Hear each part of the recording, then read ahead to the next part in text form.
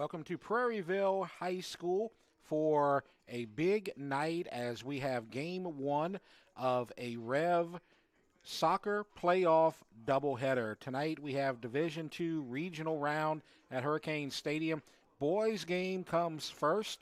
Prairieville, the 4 seed, takes on the 13 seed CADDO Magnet.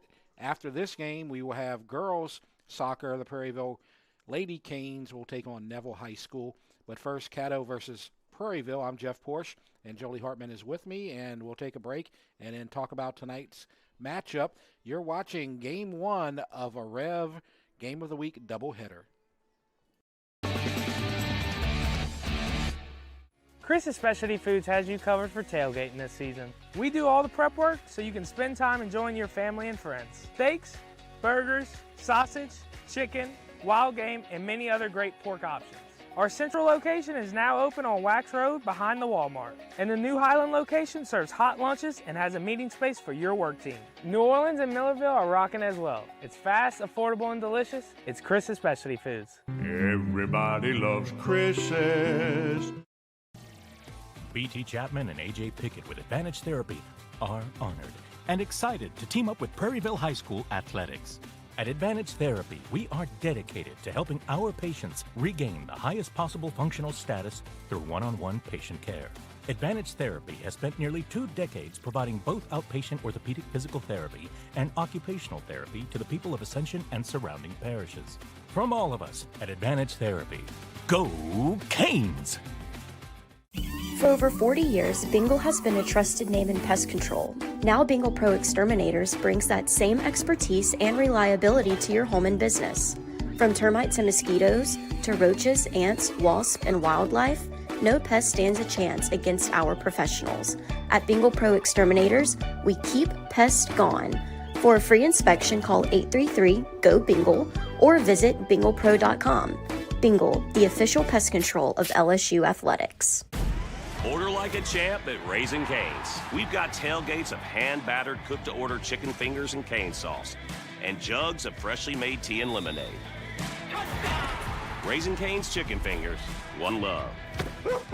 Galva's Seafood in Prairieville invites you to dive into a delicious dining experience. Since 2012, Galva's Seafood has been locally owned and operated, which means meals made from scratch using fresh ingredients. Treat yourself to fresh fried seafood, steaks, and exciting seasonal additions to our menu. Stop in for brunch on Sundays. Enjoy a cold beer while satisfying those taste buds. And of course, there's always something for the little ones, so bring the whole family. Visit Galva's Seafood on Highway 42 in Prairieville. We'll see you soon. Dr. Brian Hollis is Ascension Parish's orthodontist. Dr. Hollis has an excellent reputation for bringing state-of-the-art technology and the highest standard of patient care to Ascension. He attended LSU Dental School, and he completed a residency to become a board-certified specialist in orthodontics. An avid supporter in our community, Dr. Hollis is married to Celeste Pyron Hollis, and they have 4 children. Dr. Hollis, Ascension Parish's orthodontist. Grow up smiling with Hollis Orthodontics. At LRC Baton Rouge, we bring you trusted Motorola communication solutions along with advanced security and surveillance systems. We also specialize in a full range of AV solutions, including our own LRC View video walls that transform spaces with stunning visuals. Whether it's seamless communication, top-tier AV installations, or robust access control, LRC Baton Rouge is your all-in-one technology partner. Miller Safety Consulting is more than a service. They're a partner in protecting your people, your business, and your future. With over 27 years of experience, Jeremy Miller and his board-certified team provide expert safety services in OSHA consultation, legal case support, customized training, and more. They also offer online training courses in leadership, health and safety, and mental health and wellness in the workplace. Visit millersafety.com for more information. Rev presents the Action Minute. Here's the Clinical Director of Action Therapy and Wellness, Haley Leindecker. And I'm here to show you some of the services we offer to help get you out of pain and back in action. Dry needling involves inserting thin, sterile needles into trigger points within muscles to release tension, reduce pain, and improve movement. It's highly effective for muscle tightness, chronic pain, and headaches. Joint manipulation. By applying a quick, controlled force to a joint, we can restore mobility, reduce stiffness, and relieve pain. Cupping therapy uses suction cups to increase blood flow, reduce muscle tension, and promote healing. With instrument-assisted soft tissue mobilization, we apply targeted pressure to break down scar tissue and speed up recovery. Action Therapy and Wellness specializes in physical therapy, sports therapy, occupational, and hand therapy.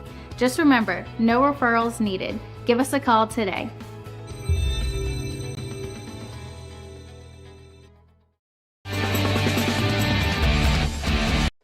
Welcome back to the Rev Game of the Week, Game 1 of a boys-girls doubleheader soccer playoffs. Jeff Porsche and Jolie Hartman with you. The boys, 13-seed Caddo Magnet versus the 4-seed Prairieville Hurricanes. And I'm going to turn it over to Jolie right now, and she's going to tell you how these two teams got here.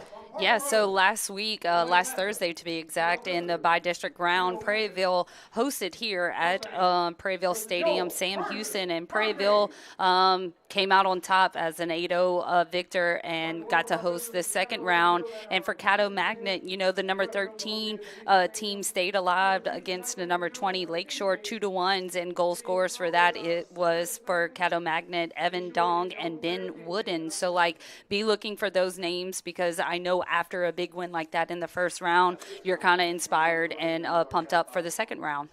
Right, and the winner of this game will take on the winner of Bo Shin and the Willow School. Willow School is the 5 seed. They are the higher seed of the two. Now, as far as the coaches go, for Caddo Magnet, you have Nick Flowers. Coach Flowers graduated from Caddo Magnet in 2008, and he has been the coach there since 2010. And for the Prairieville Hurricanes, you have Adrian Garcia. He's in his second year. Of course, this is the second year of Prairieville High School. He's 37-7-3. Before that, he had a great career at Sanamaw High School. And so now Jolie will tell you the keys to victory. Yeah, so both of these teams are very different when it comes to keys, but also very similar. So for Caddo Magnet, their number one is composure in possession. Being able to outrun and outdo Prairieville is a huge key for their victory tonight. Their defensive organization is number 2. Prairieville is known for scoring, so definitely keeping a great organization in the back. And then their Caddo Magnet's last keys is a combination play in the final third, being able to adjust and score on any kind of aspect in their scoring drive tonight is going to give them the victory tonight. Now for Prairieville, totally different side of soccer, press with energy. If they're going to go offensively, they have to bring all 11 people. And also, they can score a lot, as Jeff's going to really comment on that tonight. They have to score on their set pieces. You are a great team when you can provide fouls in the box and, for PKs, but also outside the box, and equalize those into a goal. And then also defend with numbers. Don't let Caddo Magnet get by and have a 1-on-1 with the goalkeeper. Definitely keep at least 2-on-1 throughout the whole defensive start. We're here at Prairieville. We're about 5 minutes away from the start, and we want to welcome everybody who is listening from the Shreveport area to follow their Caddo Magnet Mustangs, and we're going to give you their starting lineup right now as we get ready for this matchup. You have number 1, Ryan Day, number 23, J.J. Fortis, number 6, John Wooden, number 8, Thomas Awagu Jr., number 4, Adrian Newman, number 10, Seth Vale, number 5, Hanson Wu, number 17, Mason Evans, number 7, Guillermo Office, number 12, Ben Wooden, and number 9, Evan Dong. And those two guys Jolie mentioned earlier, those are your two scorers in the game against Lakeshore. So those are the two guys we're going to be looking out for, number 12 and number 9 on the pitch tonight. Now I'm going to turn it over to Jolie, and she's going to tell you about the Prairieville starters. Yeah, so starting in goal for Prairieville is number 99, Ben Tilley. And then the defenders are as listed: Matthew McWilliams wearing number 35, number 22, Armando Hernandez, number 21, Carl Roussel, and number 31, Joel Mackey. Now your midfielders is number 8, Cohen Tripodi, number 9, Nolan Romero, and number 18, Andrew Roussel. And the forwards, which is the threat, because they had a combination of 8 goals in last week's playoff win 1. That is number 7, Alejandro Fuentes, number 11, Caleb Eichels, and number 10, Luis Moran.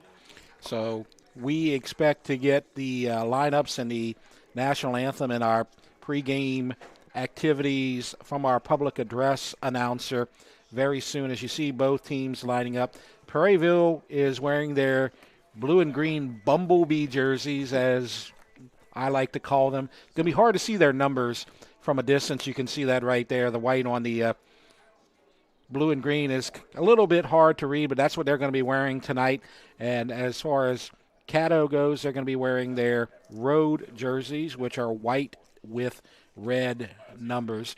And those are delightfully easy for us to read as we get to the pregame ceremony, as the referees will go out to the center of the field. Yeah, so this is actually called an international walkout. It's just to kind of promote kind of respect and just the two teams coming meeting into the middle to do the national anthem, but also the PA announcer might do the starting lineups for each. So we're going to turn it over to the PA, and we're going to hear what they have to say.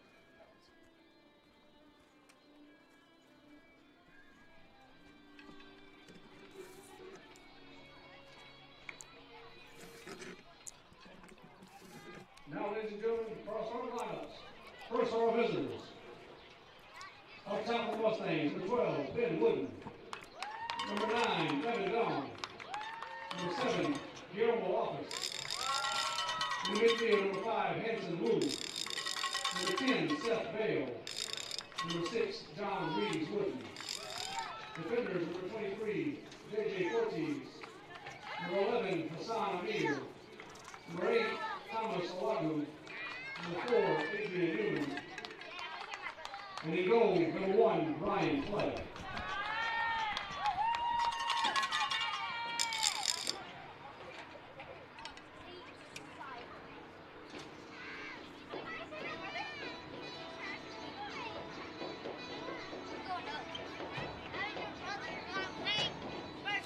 And now, the starting lineup for your Prairieville Hurricanes.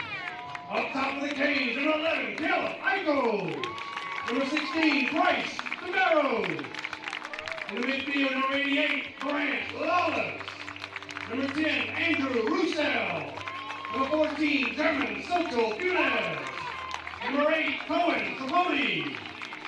Our defenders, number 30, Jace Gosen. Number 19, Eduardo Espinoza. Number 21, Carl Roussel.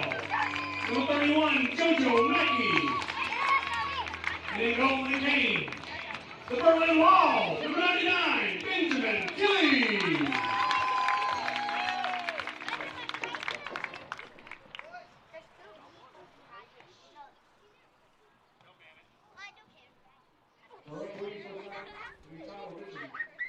Shelby Watley, Bailey Goodrow, and Cameron Goodrow. At this time, ladies and gentlemen, we ask that you please rise and move your caps as we play our great nation's national anthem. Colors are presented with the on the North Pole.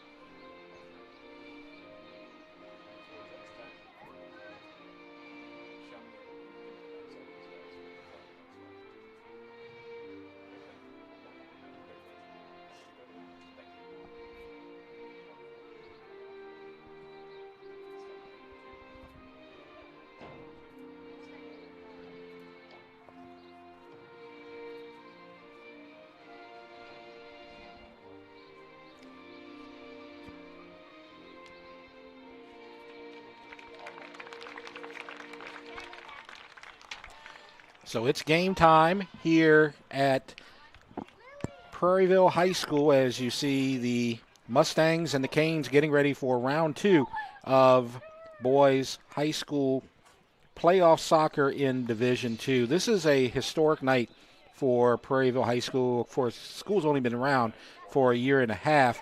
Last season, they did have a boys-girls playoff doubleheader, but that was in round 1, and both teams won those games.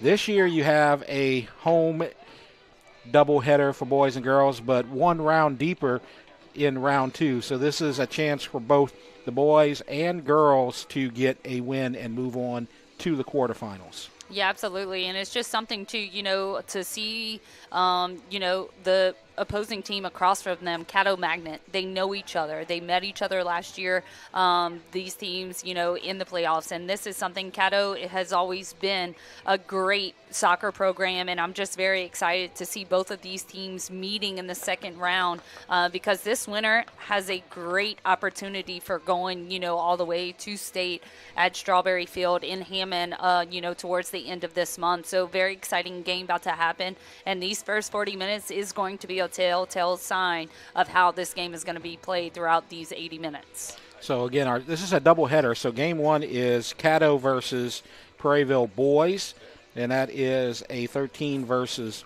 4 matchup. And in the second game of our doubleheader, the girls matchup, it's going to be Prairieville versus Neville. Prairieville is the 7 seed and Neville is the 10 seed. So with a win here on the boys' side, that would set up a quarterfinal match that would happen here at Hurricane Stadium against the winner of the Willow versus Bo Shin matchup. And, of course, on the other side, you have CADDO Magnet, who wants to spoil that and get another game in the postseason as well. Yeah, absolutely. And they have a great chance, just looking at their record right now. They've only allowed 27 goals this season, but they have scored 56 goals throughout the season. And that's something about, a program and a testament of every year they are competitive. And right now, Prairieville is testing their defense early on with getting that numbers up, which that was Prairieville's true key in trying to win this game. And they'll let it go out, and you'll get a quick throw in for the Canes. And that is Tripodi. And they'll set up with Mackey around midfield, and they'll switch and move left. Try a little through ball center. Good defense by CADDO, and a little run here on the counter. See what they can muster up, but it's taken away. Kind of easy takeaway just because of the fact that CADDO right there was trying to find someone open, but nobody would go to it. And across through the middle with a lot of CADDO Magnet players right there. But Prairieville, within those bumblebee shirts, they are acting just like bumblebees and swarming around the ball. So off to a great start, the Hurricanes. And so you will get an opportunity to throw it in down in the left corner. We're just underway. Round 2, CADDO versus Prairieville. No score. Jeff Porsche and Jolie Hartman with you. Possible scoring opportunity here for the Canes. Can't convert on the header. Still out there, and it's cleared momentarily, and they will get it past midfield. 50-50 ball headed away. Prairieville will try to hold on, and they do. Prairieville is on a extreme heater right now. As you see, 4 Canes out there and a nice pass inside, but knocked away and taken back toward midfield again. You might not think they're on a heater because the last time we saw them, it was in January on a cold night at Dutchtown, and they were expected to defeat Dutchtown. They wound up losing pretty badly, 3-0, as you see a run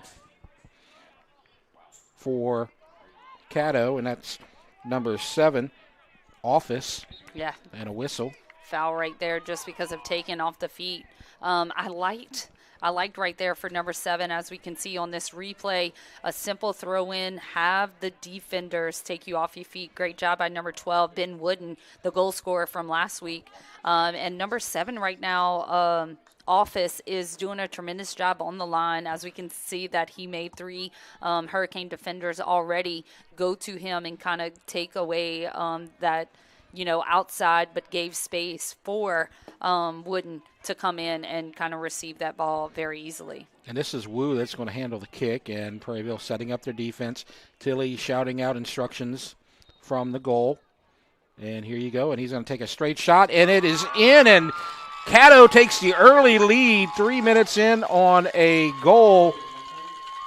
That's number 5, Harrison Wu. See this replay. Absolutely beautiful. Just simple upper 90. For every goalkeeper, Tilly is a phenomenal goalkeeper, but those are hard to get to. Upper 90 throughout, but number 5, our goal scorer for CADDO has just received a yellow card for his celebration of picking up the corner flag, so he will have to be out of the game for a little bit, as we can see that another sub is coming in to take his place after receiving that yellow. And I probably shouldn't have brought up the Dutchtown game, because that is the first goal that Prairieville has given up in over a month since the Dutchtown game. Since they lost 3-0 to Dutchtown, they've gone on an 8-0 run, and they've outscored their opponents 47-0. And they just gave up the first goal, and they trail 1-0 to CADDO Magnet.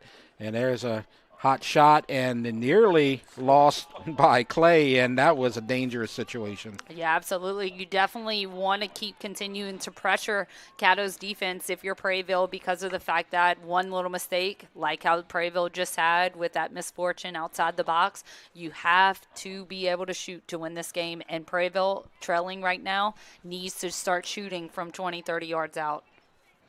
So Wu gets the goal at 3. The 3-minute mark on a penalty kick, or not a penalty kick, but a set piece, I guess you could say. Good job. Yeah, just a free kick, but free could kick. Be considered a set if somebody Yes. else would have touched it. I'm so proud of you, Jeff. Well, I'm trying.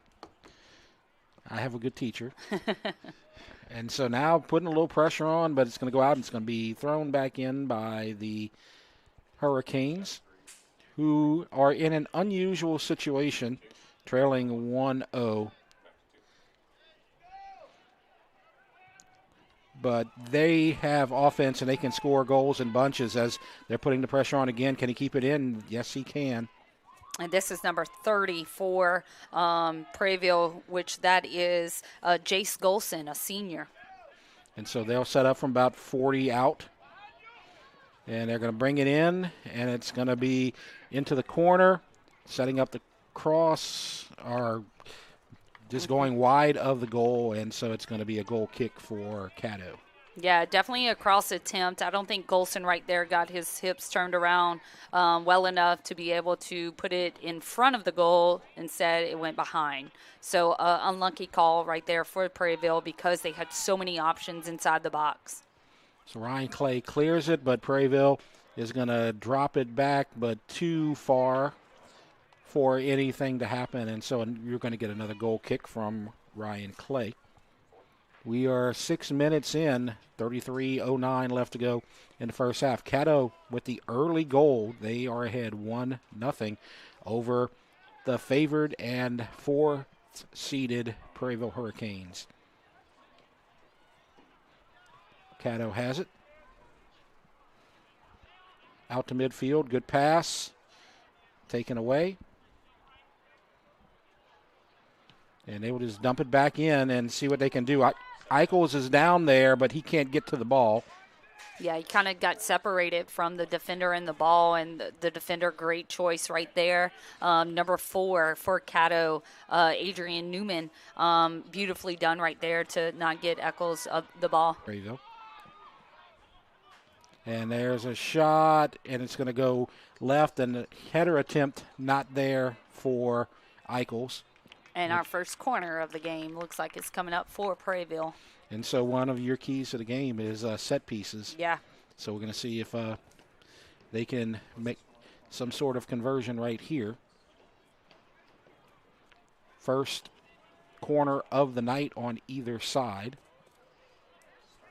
For Caddo, just stay strong. Don't let a Prairieville get in front of you. And Prairieville, you got to get in front of Caddo. Just like that, a Caddo defender came off of the post and just simple put his foot out, got it away. Got to have somebody there in the green and blue. Don't let Caddo get to the ball first. So another opportunity, and it's a line drive, and the header trying to make something happen, and they can't get to it, and so they'll set up from about 40 out.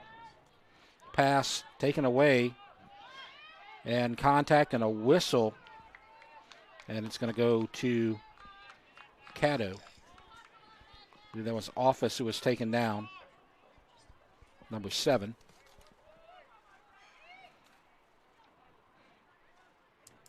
And so to bring it in, you got number 11 for Caddo. That's Amir.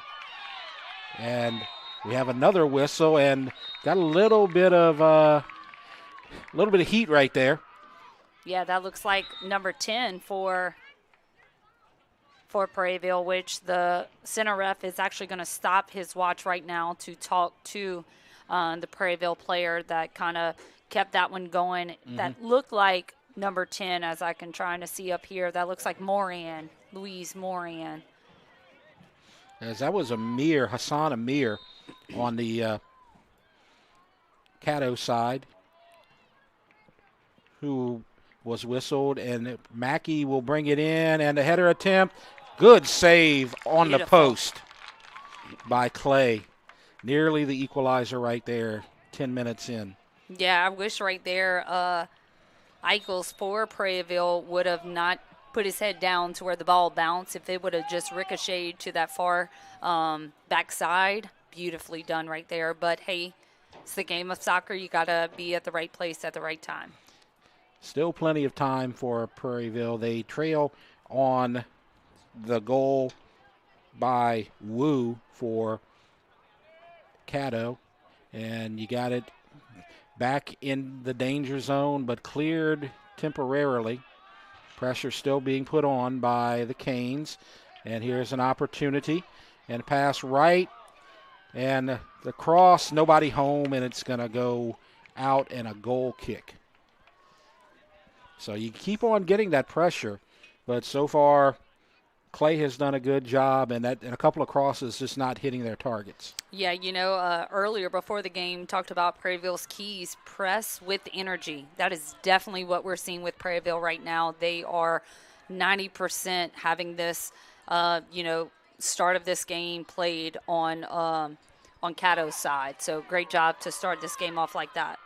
So Eichels hit the turf, but there was no whistle, and so it goes out.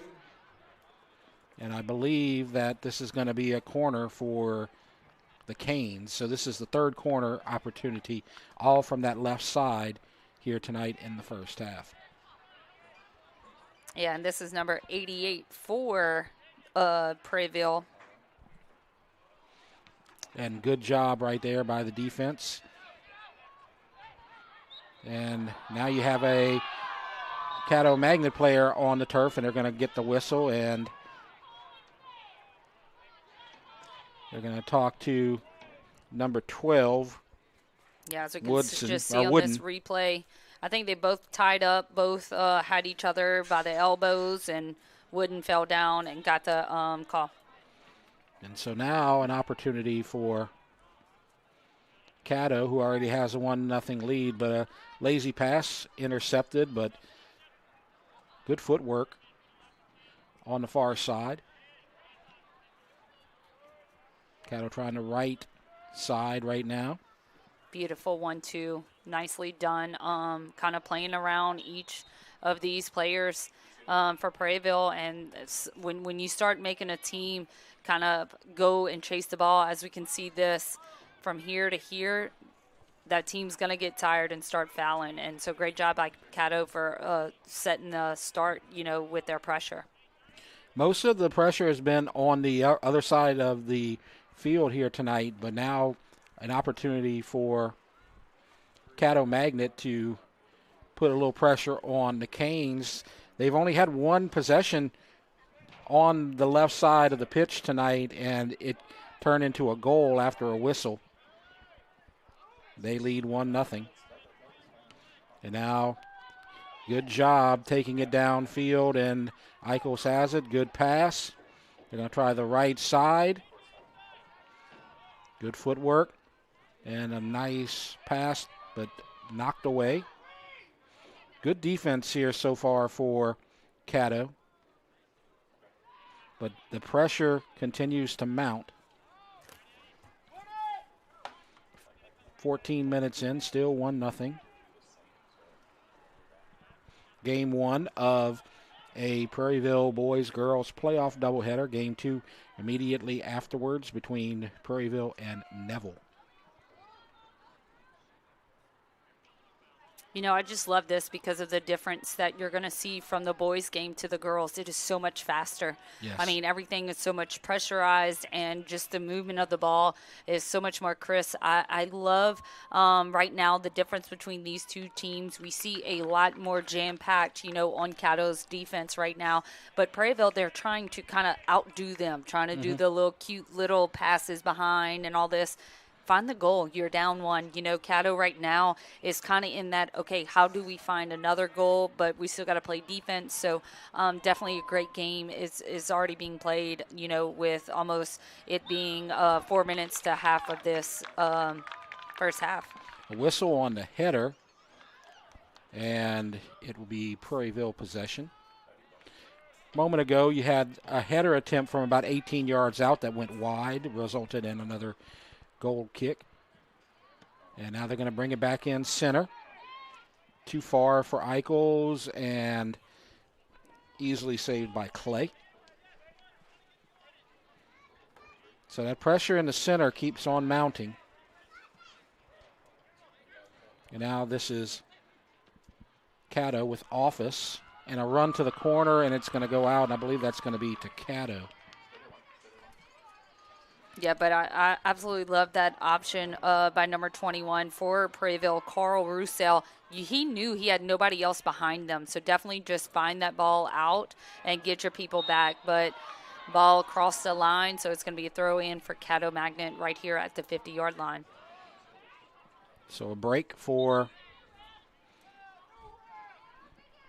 the Mustangs, as you're going to early throw in by Vale, and so they'll blow the whistle as the ball was still being retrieved on the far end. So they have to wait for everybody to set up.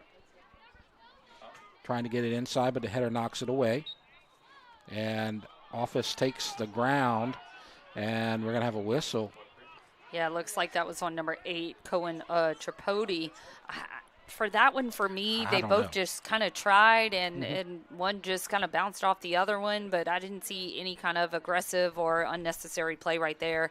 I think that's just boys trying to play the sport, you know? I agree, and that's here comes Wu with another opportunity. He scored in a similar situation about 20 yards upfield at about the 3-minute mark. And now he's going to set it up for the header, and knocked away by the Canes, but you'll have an opportunity to throw it in. If you may recall, last year we were here for the second round playoffs for Prairieville as they hosted Rummel, and they lost that game last season 3-2 on an own goal inside of the final 10 minutes. And Prairieville's looking for a better result here tonight, but right now they trail 1-0. As we're approaching the halfway point of this first half.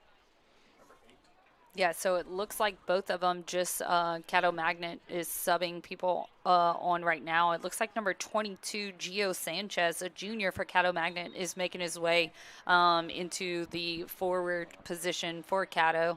I'll make sure to get Prairieville, who they just subbed on, but trying to look at the numbers. I got it. Okay, good. I recognize him from history class. Murphy Moss checked in. There we go. That's one of my advantages that I have here tonight. I've coached a few of these boys. I don't need numbers to identify a couple of them. Yeah, ran out of real estate right there for number 8, Thomas Agu for CADDO Magnet. Great try and work right there. It's a little pressure, and you have a whistle, and that's going to be number against 8, Awagu. Mm-hmm. Here's another one from history class, JoJo.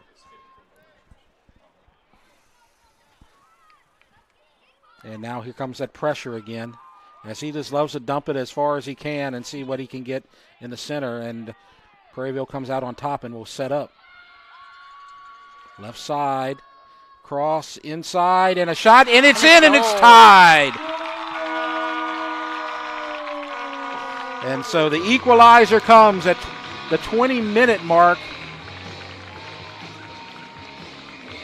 Absolutely thriller on this goal because it starts from a free kick at the 40-yard by JoJo, as you call him, that, went 30, 40 yards. Beautifully done by number 13 right there. That cross, Kevin Sanchez, a sophomore, making his mark on this second round.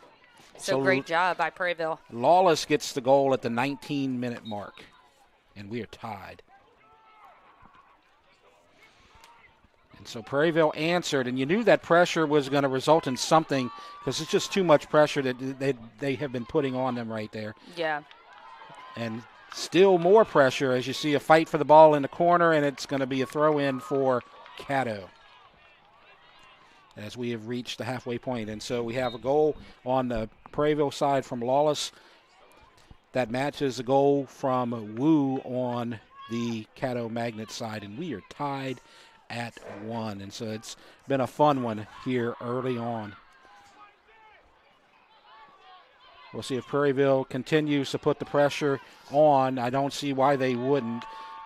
They've been peppering the center of the field all night, and there you go again, trying to get it to Eichels. Can't get there. Man, just a one step ahead of it, and it kind of ricocheted off of a CADDO Magnet defender foot. So great job, CADDO, for simply just playing defense and not necessarily running after the person, but making sure to play the ball. That's something that every defender forgets in that time. They feel like they have to run with the person, but don't forget the ball is the one that has to go on the goal, not the person. Good movement on the right side. Now passing inside, and the footer not there, but still in the pressure, and it's off the goalie, and it's in! Off the ricochet at the 21-minute mark, and Prairieville takes the lead. And that looks like courtesy of number 10 maybe, huh? I believe that was Roussel? May be correct. Yeah. I'm just going to wait for the announcer to make the it's either Moran or Roussel, 10 or 18. Andrew Roussel. Got it. So definitely nice job by Roussel for keeping it alive, because a lot of people would have stopped running, just kind of seeing it go out of bounds. But beautifully done. That's why I've always said, shoot, you never know what's going to happen. As we can see on this replay, goes to it, and it just kind of ricochets off of Clay, and that's something that Clay is going to remember, because every other moment past then, he's been phenomenal. He's been a wall, so great job by the Canes for not, ending a streak of just finding a goal and then having to play defense. They are applying this pressure, and that is one of their keys to victory tonight that they are doing flawless on right now. And they're still putting the pressure. I believe this is Lawless down there, and now the pass, and a good steal by CADDO and a good run. Continuing to have possession. Now the pass, not there. And now perhaps more pressure coming from the Canes. Not quite. But more opportunities perhaps coming for Prairieville. And this is a great response, Jolie, because they haven't given up a goal in a month. So they haven't trailed in over a month. They haven't trailed since the Dutchtown game. Yeah. And so sometimes you might get a little shell-shocked, I would think. Yeah, absolutely. What do we do now? And they just continue to put the pressure. They play the same Prairieville brand of soccer with pressure up the middle, and it's resulted in 2 goals, and now they have the lead. And here's an opportunity for more, perhaps right here. Yeah, and it's just like how you're saying, they have outscored people 47-0 right now, and this is why. They don't stop, since that they're just kind of a machine up at the top. But what I love about, the Hurricanes this season, it's not just one person Right. that they're looking for. It has been a abundance of Hurricanes that have, set their, the last few games have been 8-0, 7-0, 8-0, 6-0. That's not just coming from one. That's a whole team effort right there. You got a lot of seniors on this team, and they don't want to go out on a sour note here tonight. And it's a lot of their leaders like Roussel and Eichels, and you got Tilly in goal. And these are all guys that came from Dutchtown and their tradition, and they learn how to win under Coach Dyer, and they're bringing it back here with Coach Garcia, and they've laid a great foundation for this club so far. As we're going to get another throw in, as we are at the 15-minute mark. As the header still loose, another header headed away, another header, and now straight to Clay. Goes to Clay. Yeah, I mean, and you were just talking about Prairieville seniors. Clay right there for Caddo Magnet on this replay. That's a senior, Mustang right there. He knows these moments. And, yes, that last goal, I know he's going to want back. But, man, he's such a key factor for Caddo Magnet's, wins this season with only allowing 27 goals through the whole season. And so you have a whistle. And I want to explain what I was talking about to the Caddo Magnet audience, because I was talking about how a lot of these guys came from Dutchtown. Prairieville is a second-year school, and so they wound up taking students from a lot of schools in Ascension Parish. So a lot of kids on this team played at Dutchtown or played at Santa Ma or played at East Ascension. The majority of the kids on this team played for Dutchtown, so they played together for many, many years, and the coach comes from Santa Ma. So this is a team with a lot of experience being a second-year school, and a strike and too high and wide. So even though this is a second-year school, this is a school with a lot of veteran experience and talent. And it's just because there's so many good soccer players and good soccer programs in this parish that all three of those or four of these schools in the parish can still be very competitive, and even with adding a new school to the mix. Yeah, absolutely. And still with like 13 minutes left to play, which, just as a reminder, we're going to stop our clock at 2 because the center ref does have the official time, which we already know maybe a few minutes will be added on because of goal scoring. And he had to stop twice to talk to, 2 players out there. So our clock is just, a clock that's going, but the official time is all on the wrist of that center referee. And now the center pass again. Good footwork. Low pressure from behind. Passes right. Can he get to the corner in time? He does. Now they may be setting up the cross. There it is on the ground and knocked away. And corner kick coming. And this is number 3 for Prairieville this half. The last 2 have been just a line drive, so I'd like to see a little bit more of airtime because they have people like Eichels and Roussel that they can put in there for a header for the height. Absolutely. They got some tall players. And there it is, and it's a line drive, and the header missed, and it's going to be cleared by the Mustangs, and they're going to do a little counterattack right here and see what they can do. They have this opportunity right here. They can build up. They need some more Mustangs with them because Prairieville only had 3 back, but now Prairieville has set up their defense and have recovered the ball in that counter. Right. Nobody in the center area, and a good clear there by CADDO to get the throw in for Prairieville. 11:55 left to go. 2 straight goals for Prairieville. They lead 2-1 after the early goal gave CADDO an early lead. Yeah, and that was number 23, J.J. Fortes, that, had that slide tackle to get the ball out. A great decision because you had nobody behind you. That was dangerous right there, as you had a trailer on the right side ready to answer but could not get there. Now setting up left and a strike and wide. So an opportunity there goes right, and we'll get the goal kick with 11:12 left to go. Yeah, I love these opportunities that Prairieville is now having. I guess after scoring their second one, we will be seeing them shooting from, 20, 30 yards out, which that's what they need to start this game. Especially like CADDO, their goal came from right outside the box, kind of 15 yards away from the goal. So, I mean, that's just something that if you don't shoot, you're not going to win this game. Both of these teams are very aggressive. Yeah. I think they're playing pretty clean, but they're both all in for the ball. And, of course, when you got a second-round game and the quarterfinals are on the line and one team is going home, yeah, you got to play aggressive and you got to play tough. Absolutely. Lots of emotions are going to be starting to set around the beginning of the second half and kind of the end of this one, because you want to go into halftime, feeling great about what your team did. And so lots of emotions will be starting to play out in these last 10 minutes. And Prairieville remembers, I talked about that, they were down 2-0 to Rummel last year in the second round here on this pitch, and they wound up tying it, and all the momentum was on their side, and then they gave up an own goal, and they feel like they gave one away right there, and they don't want to give one away here tonight. And this is, like I said, a senior-heavy team. Yeah. And so they're on a mission, and they have been on a mission. They've been very strong. CADDO had lost a couple of their games at the end of the season. They were 2-2, including the playoff win in their last 4 games. But Prairieville has been on fire, as I mentioned already.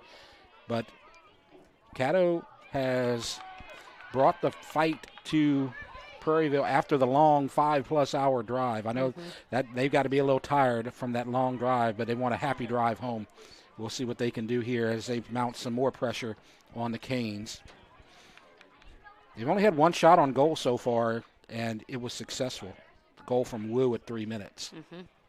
Yeah, absolutely. I mean, I always talk about shooting, but if you can have more, accuracy in your shot and, more consistency, you're going to win a game. And I'm very pleased with Caddo Magnet, even though you're looking at the score and going, how can she be? It's 2-1.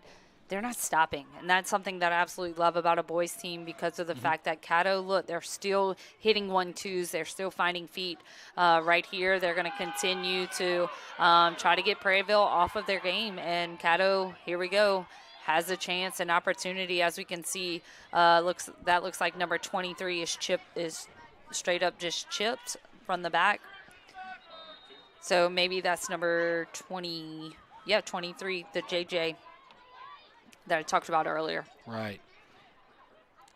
And so you're going to have a substitution coming in. The one thing about Caddo here, they've been very efficient. They've had one opportunity to score here tonight, and they were successful. Here's another possible opportunity right here, and they bring it in, and it's possessed, and here's a chance, and a shot wide. Oh.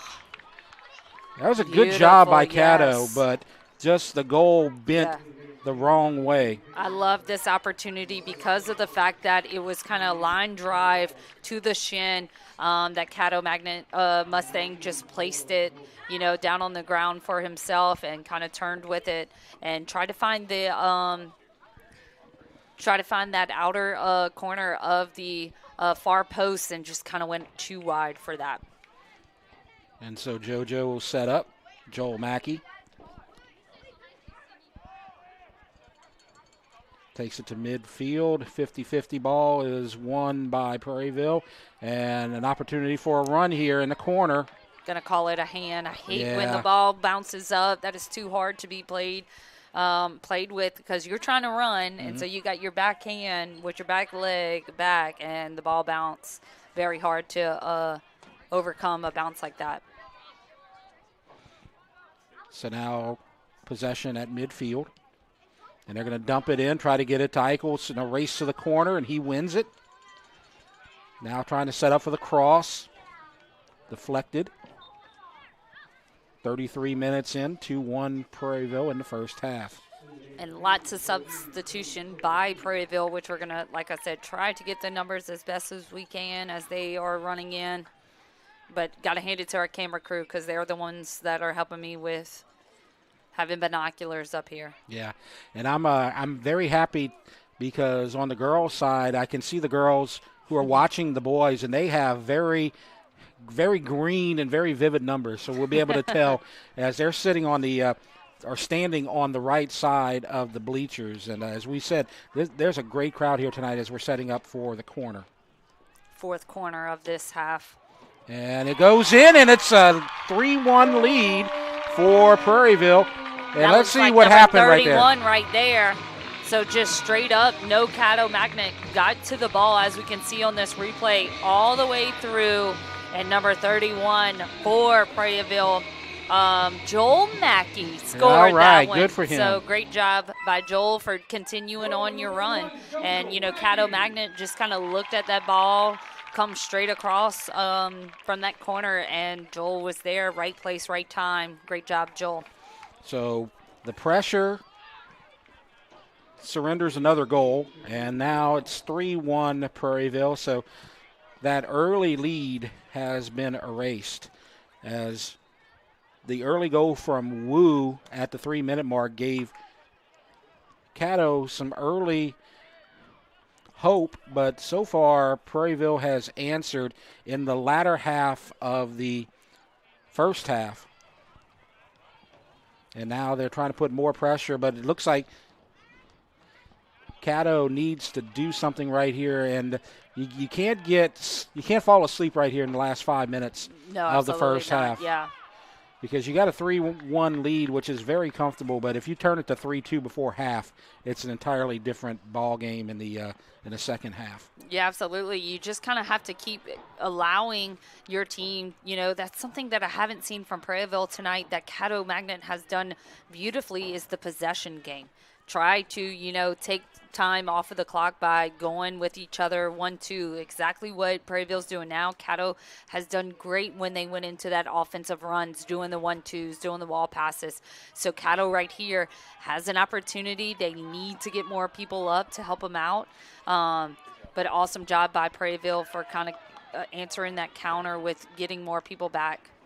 They have 6 on the left side right now, and another trip and another whistle. And this is going to be a yellow card on number 22 for Prairieville. Armando Hernandez looks like number 22 for. That's right. Yep. So yellow card presented.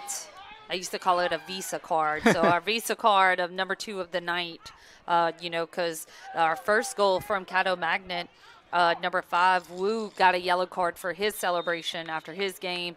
And then now Hernandez for Prairieville has the second Visa card of the night. And it comes in, and Tilly saves it wide left as Wu tried to get it, but the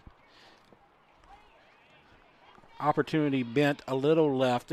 And as we talk about the bends here, you've seen a lot of stuff bending left. Actually, the wind is pretty much non-existent, but what there is of a wind is blowing from behind us. So in Caddo's direction, it would be actually going from left to right.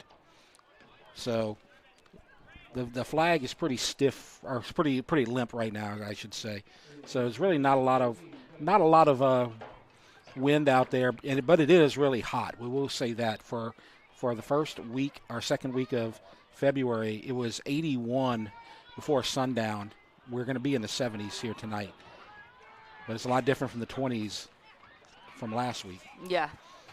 I want to talk to that groundhog that said we were going to have more winter, and then I'm sweating after school today. Exactly. Can't make up its mind. One week of hot and 1 week of freezing. Oh, and there's a high leg but no whistle as the Caddo players still on the turf, but they have possession right now. And the clock is continuing to run, but now they know they're continuing to run, but we are stopping it on our score bug at 2 minutes as we have an opportunity by the Canes and trying to get inside, but bracketed and a whistle. And it's going to go to Prairieville. And a late card. Yeah, he's starting to, kind of feel himself. He was kind of talking back to the ref, but also he kicked the ball after the whistle. You cannot touch it if it's not yours, kind of type thing. Right. So, It's all right. Third visa of the night. We're definitely going to be seeing this a lot because, like I said earlier, emotions set in, the last 10 minutes of the first half and the whole second half. Right. So we're approaching stoppage time, and there should be a decent amount of stoppage time. We've had a lot of whistles, and you can probably hear from the crowd noise, a lot of the Prairieville home crowd is kind of not happy because a lot of the whistles are being called in CADDO's favor. They kind of disagree with it, but there's going to be some fights out here for the ball. Not fights, but there's going to be some competition. Yeah, now this is going to be a foul on CADDO Magnet. Yep. And Garcia's not going to back down. He's going to tell his players to play aggressive. Yeah. Keep playing aggressive. We got tons of guys. Yeah, when you look at the roster, it looks like he has an army ready for the next thing happening in Ascension Parish. I mean, it is straight a whole sheet of paper. Yep. And there's an opportunity Beautiful inside ball. And a chance off the post, I believe, and it's saved by CADDO. I think that hit off the post. And then kind of ricocheted off of another CADDO. The wrong way. That could have been a difference maker right there. 4-1 is hard to come back from. Beautiful job on both ends right there, defensively and offensively. This game is literally going to go down to the second half. So we are probably a minute or two away from halftime. And the throw in, and the header, and an open net, and it's missed again, and it's going to go wide. Did that hit the post again? I think it just hit another CADDO, but this is going to be number 5 for Prairieville corner because of ricocheting off of, CADDO Magnet. And so this is Lawless so who will like handle on it. this replay, open goal, kind of hit it. Yeah, so hit off at number 8 and 23 to have it be Prairieville's 5th corner of this half. And line drive, up in the air, header missed, still up for grabs. And here's a strike, deflected, blocked again, still in traffic. And here's an opportunity, and he goes high. And that was Lawless again, I think. Yeah, Lawless was coming out of there like a cannon. I could tell you he wanted that ball, but, man, if he could have just kind of placed his head down and had that hit the upper 90, that would have been amazing. As we can see, Lawless sees that it's being played around, takes it, and then Simple leans back because he was trying to get it to, a quick shot and just kind of leaned back and had the ball go over the goal. Trying to make something happen, but Prairieville gets possession again, and they are not going to stop. They smell blood right now. And 4-1 would be huge at the half. And here's an opportunity, perhaps, still putting that pressure after pressure. So it's cleared away, and it's a good job. That ball is going to stay in. It's never going. Okay, now it is. Yeah. I thought it was never going to go out. And they're going to throw it back to Tilly, and he will set up on the right side, right center. Just so where you can kind of paint this picture, there's 11 people on the field, including a goalkeeper, and all 10 for CADDO Magnet is playing defense right now. They've only had their one lone forward. They need to get numbers up, in the second half. You're kind of down 3-1 right now. You got to score more. So we'd like to see that change at halftime for CADDO to give them that confidence boost because that one goal came because of the pressure that they put on Prairieville's defense and got a foul outside the box. So CADDO, just kind of play simple, play for each other and with each other, and then that's going to help them kind of contain that second half for more scoring opportunities. But Prairieville right now, they are doing so great at applying pressure on all aspects of the game. And they are everywhere. Yeah. And they have great footwork, and they know where everybody is on the field, and they got great spacing and passes everywhere, all over. And it's just hard for CADDO Magnet to mount any sort of offensive pressure as they're trying to get it through, and they do. And so we'll see what they can do here on the right side in the final moments of the first half. Definitely in stoppage time at this point, but it's taken away by Prairieville again. And here comes a nice run to the corner.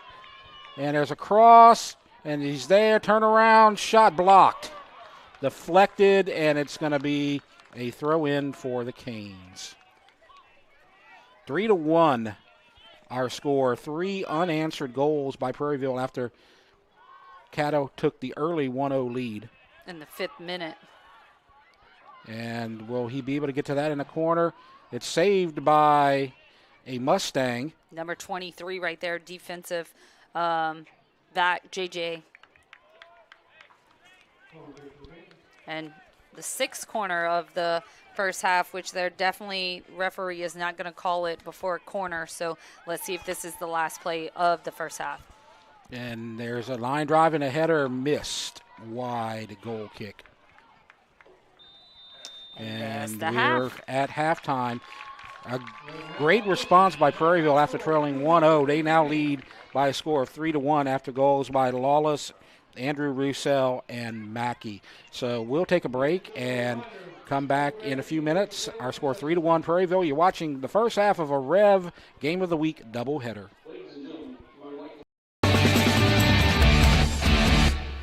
Chris's Specialty Foods has you covered for tailgating this season. We do all the prep work so you can spend time enjoying your family and friends. Steaks, burgers, sausage, chicken, wild game, and many other great pork options. Our central location is now open on Wax Road behind the Walmart. And the new Highland location serves hot lunches and has a meeting space for your work team. New Orleans and Millerville are rocking as well. It's fast, affordable, and delicious. It's Chris's Specialty Foods. Everybody loves Chris's. BT Chapman and AJ Pickett with Advantage Therapy are honored and excited to team up with Prairieville High School Athletics. At Advantage Therapy, we are dedicated to helping our patients regain the highest possible functional status through one-on-one patient care. Advantage Therapy has spent nearly 2 decades providing both outpatient orthopedic physical therapy and occupational therapy to the people of Ascension and surrounding parishes. From all of us at Advantage Therapy, go Canes! For over 40 years, Bingle has been a trusted name in pest control. Now Bingle Pro Exterminators brings that same expertise and reliability to your home and business. From termites and mosquitoes, to roaches, ants, wasps, and wildlife, no pest stands a chance against our professionals. At Bingle Pro Exterminators, we keep pests gone. For a free inspection, call 833-GO-BINGLE or visit binglepro.com. Bingle, the official pest control of LSU Athletics. Order like a champ at Raising Cane's. We've got tailgates of hand-battered, cooked-to-order chicken fingers and cane sauce, and jugs of freshly made tea and lemonade. Raising Cane's Chicken Fingers, one love. Yalva's Seafood in Prairieville invites you to dive into a delicious dining experience. Since 2012, Yalva's Seafood has been locally owned and operated, which means meals made from scratch using fresh ingredients. Treat yourself to fresh fried seafood, steaks, and exciting seasonal additions to our menu. Stop in for brunch on Sundays. Enjoy a cold beer while satisfying those taste buds. And of course, there's always something for the little ones, so bring the whole family. Visit Galva's Seafood on Highway 42 in Prairieville. We'll see you soon. Dr. Brian Hollis is Ascension Parish's orthodontist. Dr. Hollis has an excellent reputation for bringing state-of-the-art technology and the highest standard of patient care to Ascension.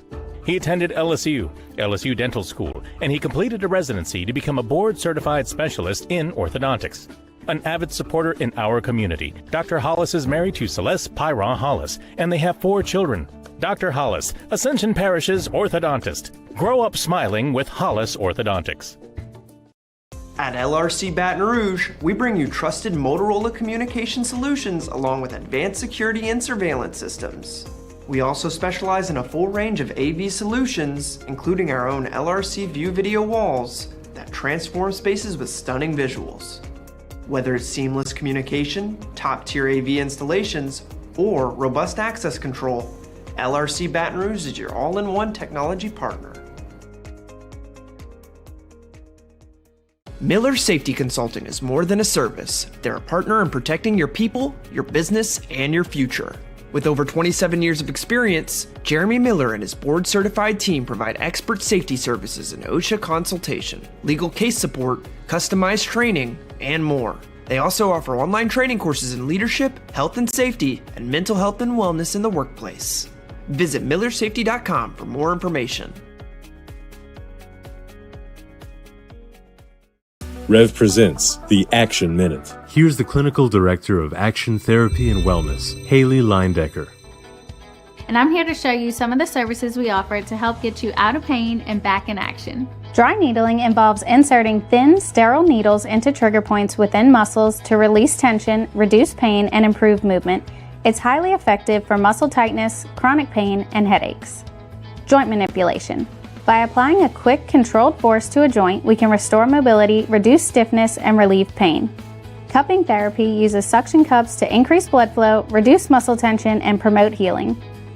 With instrument-assisted soft tissue mobilization, we apply targeted pressure to break down scar tissue and speed up recovery. Action Therapy and Wellness specializes in physical therapy, sports therapy, occupational, and hand therapy. Just remember, no referrals needed. Give us a call today.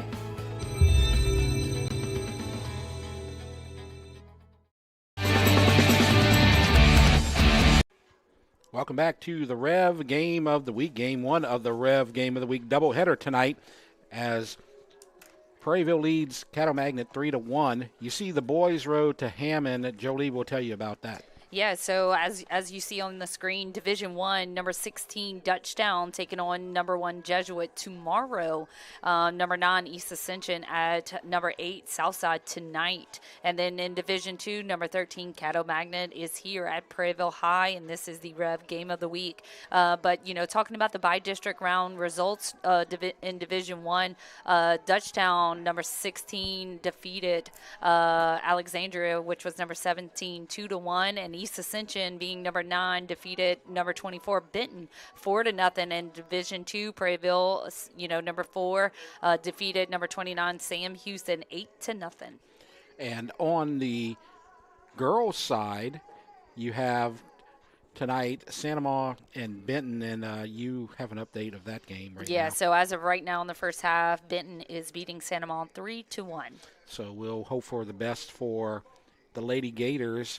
And coming up in about an hour, stay here. We'll be on a different broadcast, so you'll have to switch over on Rev Sports on YouTube to see Neville at Prairieville. And so that's the second half of our doubleheader tonight, and we're really looking forward to that. It's going to be a good one. And in the by-district round, Santa Ma had the 6-0 victory over Live Oak, a regular and postseason sweep for the Gators over their district rivals. North Shore beat Dutchtown by a score of 5-0, and East Ascension, they got in at 32, and they lost to Mount Carmel 4-0. And in D2, which is what we are here watching tonight, Prairieville, they got the mercy rule over North DeSoto by a score of 8-0. And so that's kind of where we stand right now. And, of course, this game right here, Prairieville 3, Caddo Magnet 1 at the half. And we're going to turn it over to Jolie, and we're going to talk about the boys' regional round pairings. Yeah, so this is Division 2, from this Tuesday to Thursday. You got number 17 Ruston at number 1 Holy Cross, number 9 Pineville at number 8 Rummel, number 12 Boshin at number 5 the Willow School, and number 13 Caddo Magnet at here, Prairieville. So this game is, your Rev Game of the Week. And then you have number 19, Riverdale at number 3, Turlings Catholic. Number 11, David Thibodeau at number 6, Central Lafourche. Number 10, Neville at number 7, Ben Franklin. And number 18, New Iberia at number 2, St. Thomas More. And so the road for Prairieville or Caddo Magnet would be likely next week against the Willow School, and then you wind up with a perhaps collision course with the number 1 seed Holy Cross. As far as that upcoming schedule, we are not sure what we're going to cover next week because it kind of depends on what we see tonight. You have Neville versus Prairieville tonight. That's the second half of our doubleheader. And next week, if Prairieville holds on and wins this game and we have a quarterfinal game here at Hurricane Stadium, we plan to broadcast that game.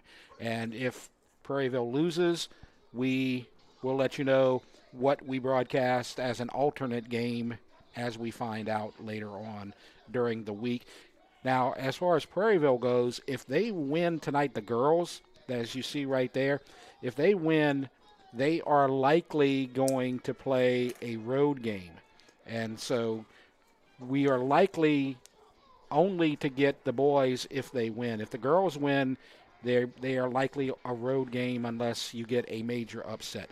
And so that's kind of why we can't really tell you what's happening next week, because we don't really know. Yeah. And this game, even though Prairieville has a lead at the half, anything can happen. I mean, you look at the finals right there, and it's going to be on Friday, February 27th for Division II. You have Division I on Saturday, but the girls will play at 5 and the boys will play at 7:30, and Prairieville's still alive for all of them as the Bumblebees start heading back out of the beautiful field house here at Prairieville High School. But as far as what you see in the first half, you get the 3-1 lead as you had the early goal by CADDO Magnet from Wu, and that was at the 3-minute mark. Yeah. And you respond with 3 goals after the 19-minute mark from Lawless, Roussel, and Mackey. And if you're going to get a couple of goals, you're going to have more offense. Yeah. But in order to get more offense, you're going to have to overcome all of this offensive pressure that Prairieville is providing, because they're just suffocating that defense down there and not giving them any chance even for any counterattacks of note. Yeah, absolutely. I mean, I still want to shout out CADDO Magnet because of their possession that they did have in this first half. They had more of the 1-2s, wall plays. They were going up as a team. Only thing with that is when you go up as a team, you have to kind of do what Prairieville does and just sucker the defense to have to kick it away very far, if that makes sense. Like, you want to go into offense and keep the ball there. They're not having enough bodies up there to, continue going towards the goal. But I mean, just from this first half, I've always said as a soccer player and a soccer coach, second half is like a totally different game. You kind of start that second half as saying that is 0-0. It's anybody's game. But for CADDO, they're going to have to score 4 to even win this. And for Prairieville, they're going to have to continue to be strong in the defensive mindset, but then also I have a feeling they're going to be scoring a little bit more in the second half because of what we saw of the pressure and everything else. But, going back from our halftime saying and things like that, if you want to see what's coming up next for Rev, you are always more than welcome to subscribe to the YouTube channels and see, next week if Prairieville wins, subscribe to the YouTube channel to where you can see when and where we're going to go live. And, just not just soccer, but basketball and softball and baseball that's coming up for anybody in Ascension Parish. And if CADDO Magnet comes back down here for another playoff game, we'll be live for you then, and you already have us subscribed. Absolutely. So you're doing a great job selling the Rev. Trying. You're doing a better job than me. I forgot to tell you to subscribe to the channel, but you can definitely do that. And as we said, we're going to have the second half of the doubleheader, but those of y'all who are watching this live and watching the streams, it's going to be on a separate stream, so you're going to have to get off of this stream once the game ends and find the other stream on YouTube. But if you subscribe to Rev Sports, you'll find it very easily. And so we are ready for the second half, so we're going to switch sides. Well, Jolie and I are not. I'm going to stay on the left side. Yeah, I just switched chairs. That's all. But you're going to see Prairieville attacking the left goal, so they're going to be working from right to left, and they're going to have possession to start the second half. And you kind of previewed what you expect to happen, and Coach Garcia from your days or his days at Santamar, and he's going to put the pressure on this team. Yeah, he's not letting the gas off of the pedal. The foot off of the gas. Yes. Gosh, it's already been a long day, and we have another game coming, so I can't wait for it. But, yes, he is somebody that if he sees that his team is giving that pressure, he's going to allow them to pressure more. You know, that's something that I've always liked about Coach Adrian Garcia. He has total interest on his team, and if the guys are feeling it, he's going to continue on, and he's going to motivate them to continue what they see fit, and that's something that every great coach does. You know, you have that senior leadership, so let them lead and have these younger kids already see what it takes, you know, to win a second round of playoffs. And so the pressure is met by the CADDO defense and a counterattack here. 2 guys up against about 5 or 6, though, as you see good footwork right there. Going to try to switch left, and everybody will set up, but they lose it out, and Prairieville will throw it back in quickly. As you got 2 on 3 right here, and the header going left, and can he beat the defense of the ball? He cannot. And we have a cane on the turf, and it'll be throw in for the Mustangs. You know, just simple right here, number 8 for CADDO. That is Thomas Awagu. That helps out and contains that ball to where Prairieville cannot continue on that pressure. So you get the quick throw in, and here comes more pressure. And the goalkeeper will get there, and there's a collision, and it's loose, but CADDO gets it free. And there's a whistle as he goes through the Prairieville defender. Yeah, for that call, not really sure. That was on number 22 for CADDO.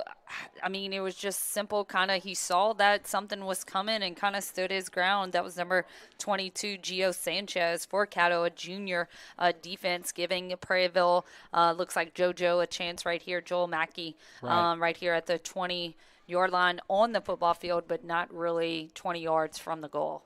He's one of the biggest guys out there, and he can strike that ball really well as the Canes are setting up right. And they're going to bring it in, and the header taken away by the Broncos.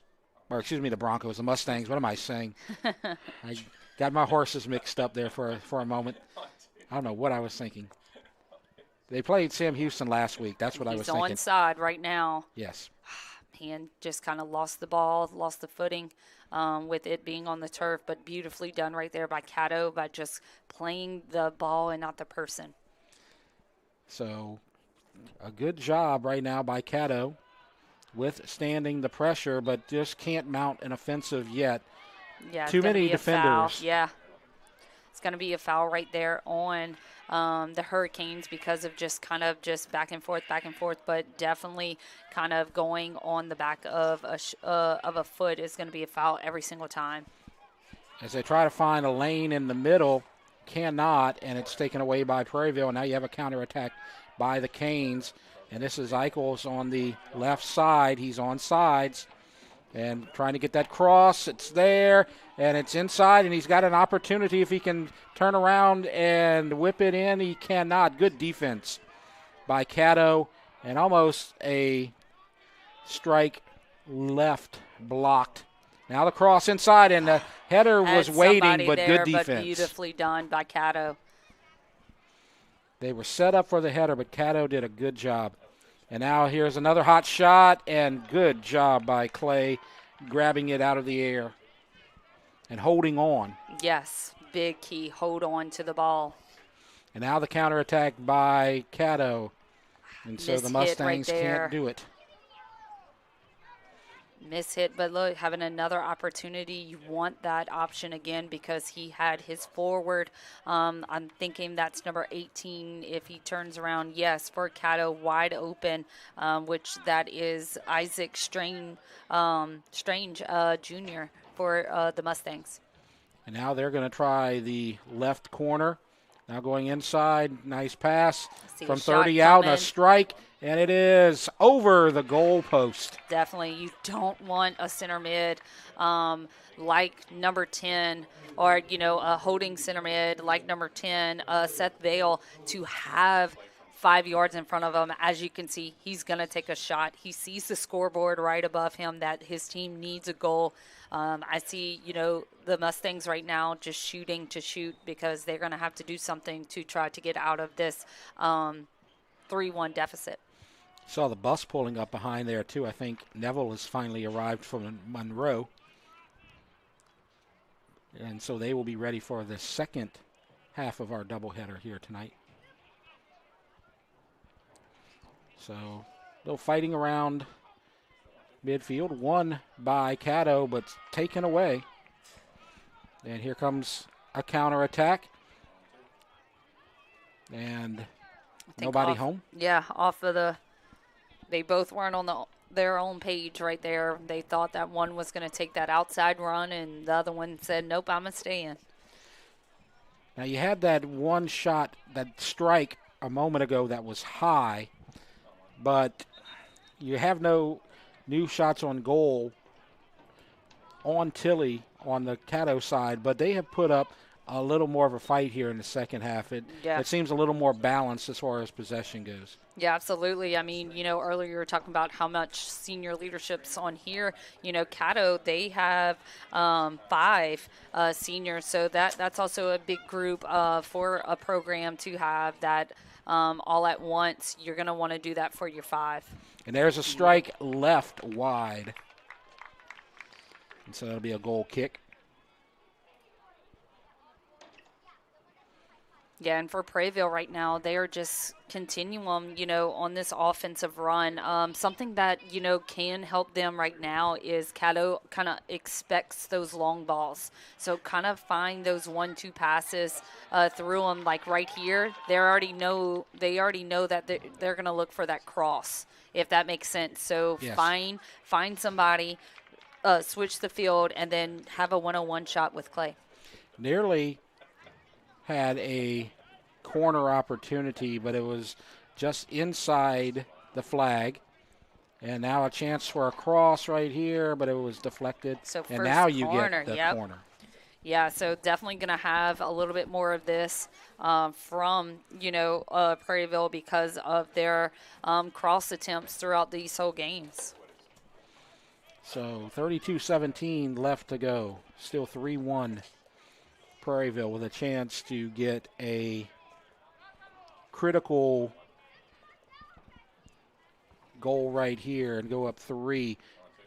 Header from guys can CADDO. Just jump so high. Yes. I love it. CADDO definitely winning the header duel right there. But Prairieville has it. And there's a strike high over the goal post. So we've seen matching strikes go over not only the crossbar, but the goal post. And goal kick for the Mustangs. Reminder that as we have a whistle, the second half of our doubleheader should be going on in about 45 minutes or so. Maybe between 45 minutes and an hour, as it's going to be girls Prairieville versus Neville as another whistle. Not sure. It's probably because the ball was not stopped on the goal for this goal kick. Has to complete stop, and then, yeah. There you go. Cannot be rolling on a goal kick. I'm glad you were watching while I was rambling on about the girls' game. I'm always here for you, Jeff. I appreciate you. And now an opportunity inside, and there's a player right, and he's loose, It's and he's going to open, go wide, and he's a in. goal. As the goal for the Canes. Beautifully I think done. that's 11. Beautiful. Look at him. Number 30, it looks like he's wearing. Okay. Yeah, so for the Yeah, so Hurricanes, that was 11, but number it's 30. Not looks even like close. Jace Golson. Wow, I thought That's that was a 11. senior. Let's see. Jace Golson. Beautifully done by Golson for just settling it and kind of being calm, cool, and collected, because a lot of people would have overshot that goal on that first one, but you saw how he kind of brought it back to where it was on his left foot and then had that open net shot in the far corner. Beautifully done by senior Jace Golson for the Hurricanes. And so Golson scores at the 49-minute mark. So you have 4 unique scorers for the Canes, and now it's 4-1. And that's a world of difference. as you got 30 minutes remaining in this match. And overcoming a 3-goal deficit is so much harder than overcoming a 2-goal deficit. Yeah, absolutely. I mean, anytime that it is over 2 goal, it's, to me, easier to score that one than that second one just comes right after it. As you can see, Prairieville, but this is definitely going to be a foul in the box. Uh-oh. Here's a PK for Prairieville. As we can see on this replay, simple taken out from behind, kind of dangerous play. And I love the just the speed and the recovery by Eichels right there to get past the defender and cause the penalty right there. Yeah, and let's see who's going to take this for Prairieville. Not a crucial goal, but definitely sets a tone for everybody else that sees this score.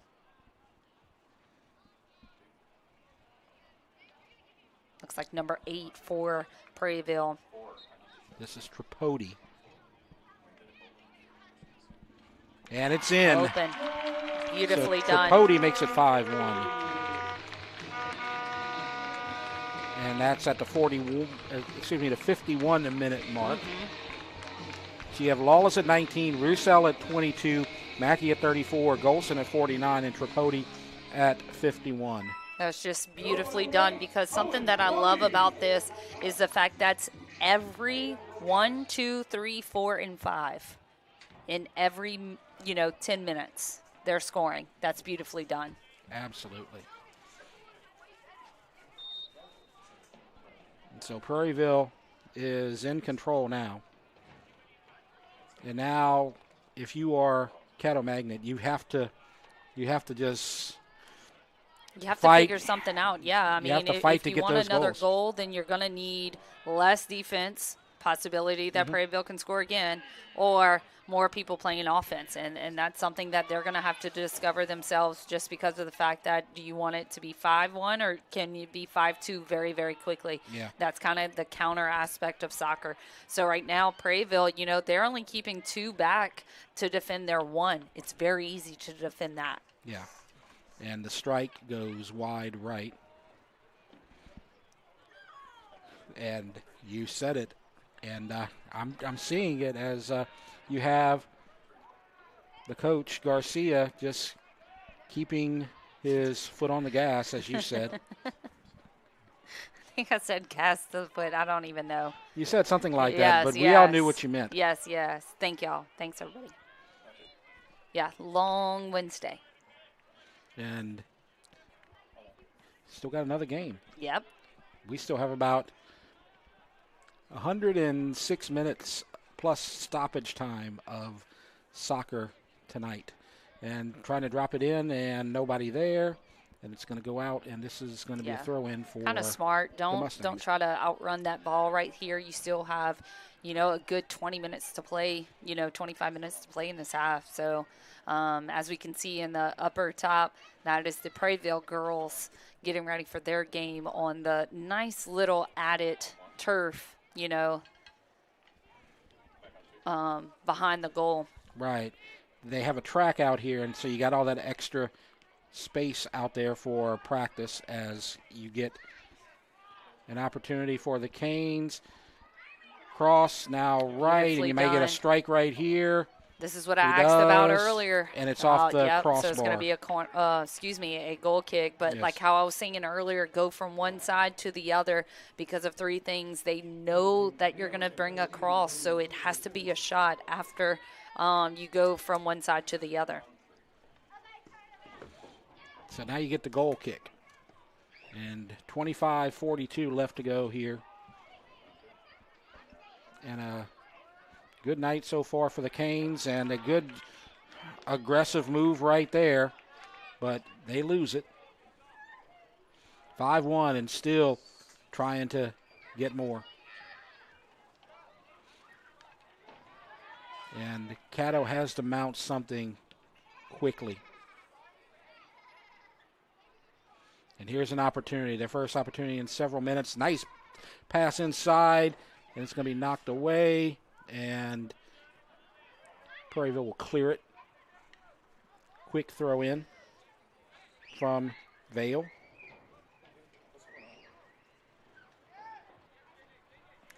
And as we can see, Caddo, they're finally getting some numbers up, but I still see nothing but what you like to call bumblebee green and blue out there. So, have to keep moving. Can't just look at the scoreboard and see that you're down. Gotta, create a spark, and scoring a goal is definitely a huge one that can give Caddo that breath, in this half. But shot out wide from kind of, the key player for Caddo Magnet tonight, number 10, Seth Bale. He's the one that I've been kind of talking about because he's the one that is been kind of going off on going around Prairieville easily, but have to have numbers to help him out.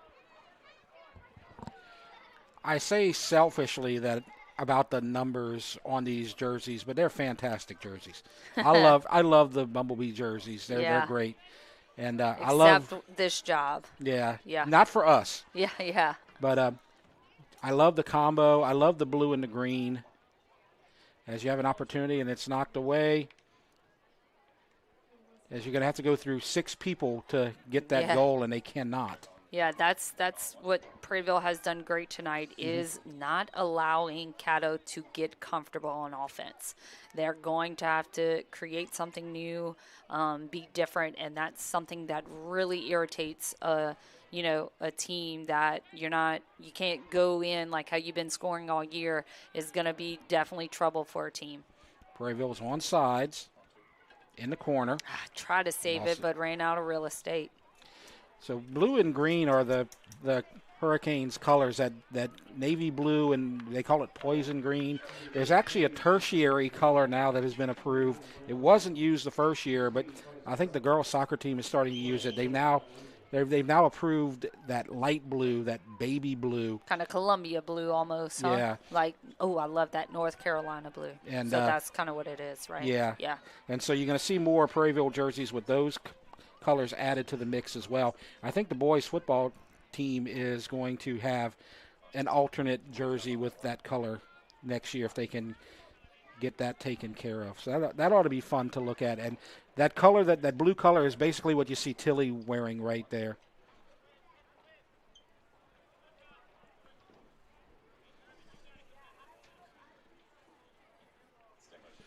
And so 22 minutes remaining, and trying to get the through ball, but in traffic. And it goes out. Again, Prairieville, if they can win this game, they will likely be our Rev Game of the Week next week. And we have no idea when that's going to be, and we have no idea who that would be against. Just yet, yeah. But it's likely to be the Willow School, but we don't know for sure. Willow plays out in New Orleans, uptown New Orleans, which was interesting because when you look at the bracket, as you see the throw goes straight to Clay. Their game tonight is being played at home at the Breeze Family Field. So, very cool. So that's that would be fun to play on. First ballot Hall of Famer Drew Brees Field. Wish we had a Hall of Famer that could come out here and just give us unlimited resources. Yeah. I liked how you looked over here, and I'm like, of what? Yeah. Aren't you in the Santa Maria Hall of Fame? Nope. You're going to be? Nope. I think I'll be like maybe for my contribution to the school. Doesn't matter. You're still a Hall of Famer in my book. Thank you. But yes, I mean, just anything. I've always thought that about Ascension Parish in general. We've had a lot of MLB to MLSs, and with this shot, as we can see, Clay is just. He's been amazing. Besides the 5 goals, he is definitely kept Caddo Magnet very close in a lot of the games this year. It's just Prairieville, outscoring people 47-0. It's something. And here's an opportunity, and too far, man, to the left for Prairieville. So we approach the halfway point, and play. Love it. Good job right there. And Prairieville looks to be in control for the time being. as just still too much pressure, and CADDO can't really mount any sort of counterattack.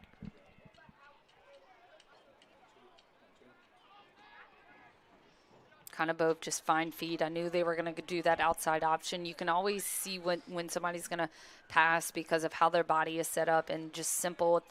That's CADDO's problem tonight. They have a great look. They're just placing it too far ahead of the runner, and Prairieville, as being the pressure that they've been putting on, is just faster to the ball right now. So the quick throw in, taken away. Kind of the story of the night. Pressure, stay aggressive.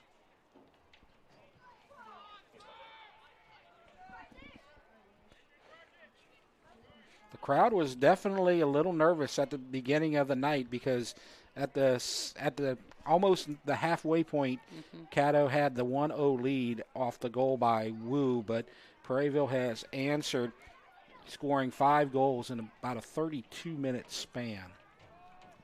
And I really like how they have scored at the 18, the 22, the 34, the 49, and the 51. That is something about a program that is very impressive at the fact that you're scoring at every 10-minute mark. Right. You know what I mean? That's just something that you're staying in this game, and they're still staying in it. You know, they're not going to score in the 60th minute, it looks like, but have an opportunity right now with their second corner of the half and their 8th corner of this game. What I like and what I notice a lot is that the goals oftentimes, not only are they being spaced out, but you have a couple of goals that were scored in about a 2 to 3 minute span. Yeah. And so they come at you in bunches, and it seems like when you get one, you get another one. As here's an opportunity, and beautiful punched out. Absolutely beautiful. That's exactly what you want to see in a goalkeeper, because that goalkeeper is in charge. And as we can see, that punch out, you know, kind of didn't go CADDO's way because it was punched out right to a Prairieville, you know, a Hurricane. So CADDO, as soon as it's punched out, you got to go straight to the ball and not let them find another player just kind of waiting in the middle. So we'll see if CADDO can make something out of this, but they cannot after the 50-50 ball. And it goes out to the Canes.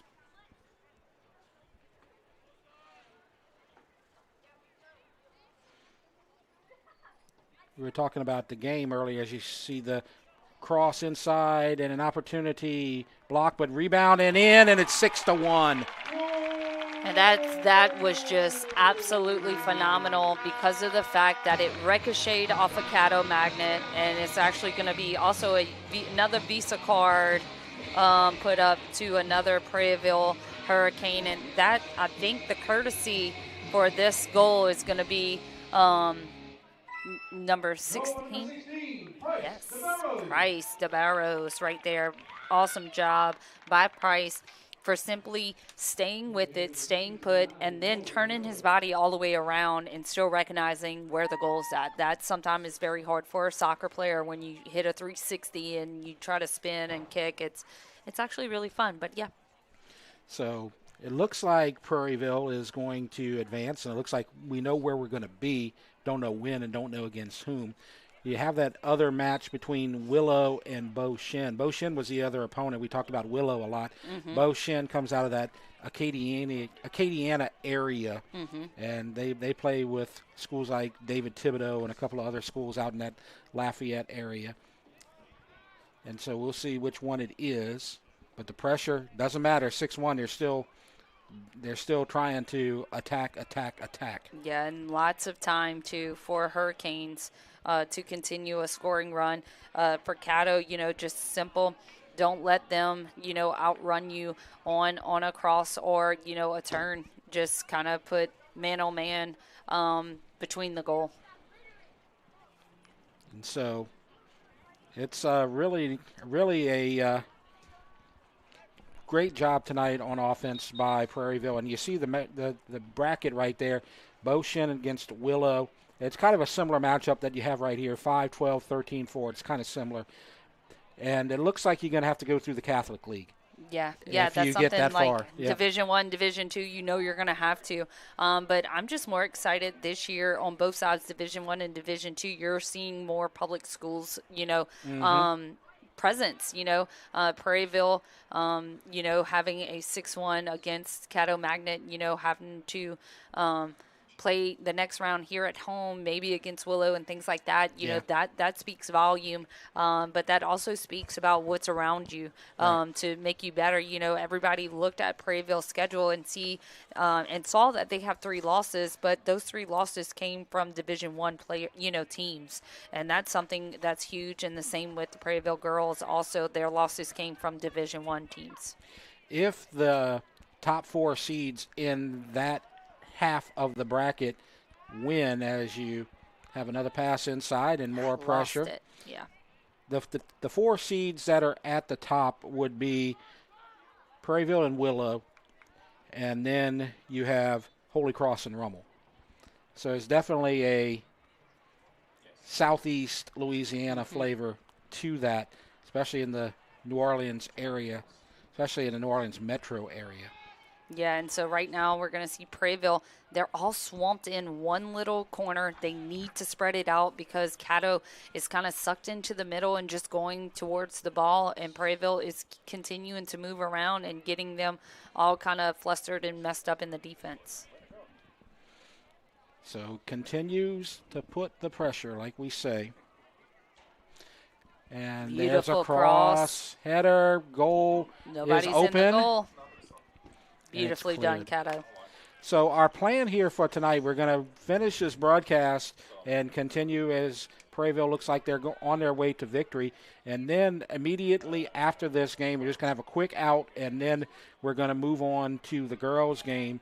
And so, as I said, the girls' game is a separate broadcast. You want to tell them how to do that again, because you were so good at it last time. Yeah, absolutely. So just, after this, if you're still on the Rev YouTube, just subscribe to where you can see any upcoming games, but it's still going to be on the YouTube channel. Just have to look. It's already probably up there, but we're not going to go live until about 10 minutes before the game, probably around 7:30. And so Rev Sports 1 on YouTube, and you see the ball going in, and smart move by Clay to save that one.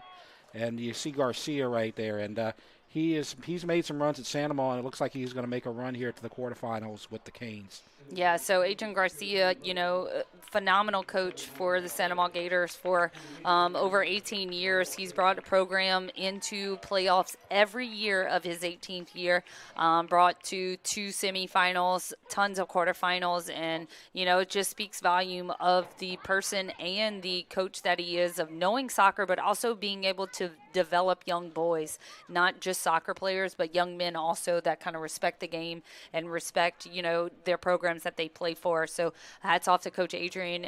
He knows he's like a older brother to me and a mentor through my soccer career, and it's just phenomenal to see him come to a year 2 school and continue that success of a playoff berth and, going further past the first round. That's something that's phenomenal and speaks volumes of him. And I want to talk about he and Coach Goodall on the girls' side as well. They've been very accommodating to Rev Sports.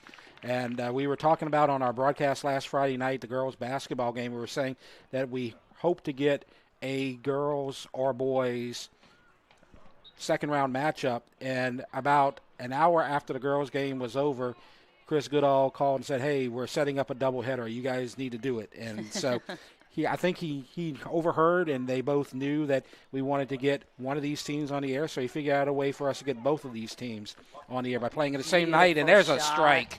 Absolutely. And, shout out to Caddo Magnets, Nick Flowers.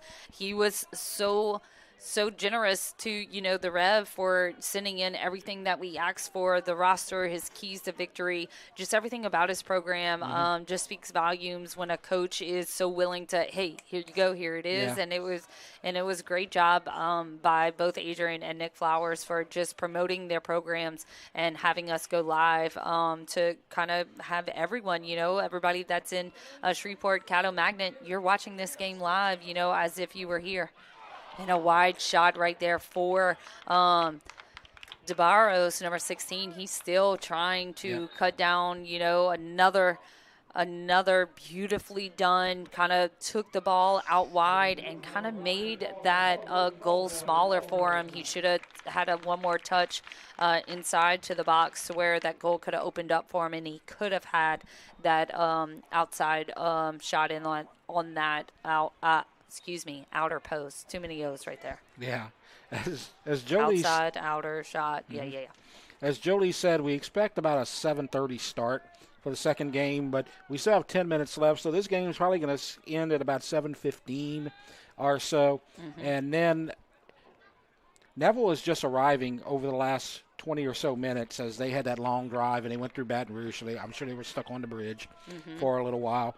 And so they're going to take a little time, I think, between games because you need at least 10 minutes between the games, but the girls also need some time to stretch and warm up because they've been on a bus for about 5 hours. Yeah. And so we would expect about a 20-minute kind of break between the games. Yeah, for LHSA rules, you have to get the visiting team, no matter what, if it's the first or second game, an equivalent of 20 to 25 minutes of warm-up. So because of that, on the conclusion of this game, it's definitely going to be 20 to 25 minutes of the kickoff just because of travel time and things like that. So we're just not entirely sure when that's going to be yet, but stay with the broadcast for the second game, and when you won't miss a minute as we go live from that. Yeah, and Prairieville right now is still applying that pressure, but CADDO, just needs another little 1-2 punch to find space in their offensive chance. But Prairieville actually has put on a slew of new Hurricanes to finish out this game. Great call by Coach Adrian to get his younger players in, and maybe some of his seniors that haven't got to play a lot of varsity time to get this feeling of this playoff win with 7 minutes left. Very happy for these seniors, though, who are now mostly on the bench, because they had that heartbreak own goal loss in the second round last year to Rummel. And now they're going to make the quarterfinals. So this is a history-making night for Prairieville because in year two, the boys are going to make their first trip to the quarterfinals at home against either Beauchene or Willow. The girls last year won in the second round against Neville, the team they're playing tonight, but that was at Neville. As you get the save by Clay. The girls won, so the girls have made it to the quarterfinals. They lost last year in the quarterfinals at St. Thomas More. As we are now 6 minutes away. But yet another opportunity here and across block. Beautifully done by number 4 for CADDO Mustangs. Looks like senior Adrian Newman. And just more and more pressure as they drop it in. And good defense again. But blocked, and here comes another strike, and it is wide and in! 7-1. And that one is at the 73-minute mark. So every 10, every one. Yep. 1, 2, 3, 4, 5, 6, and 7. Yep. Gosh, beautifully done. Beautifully done.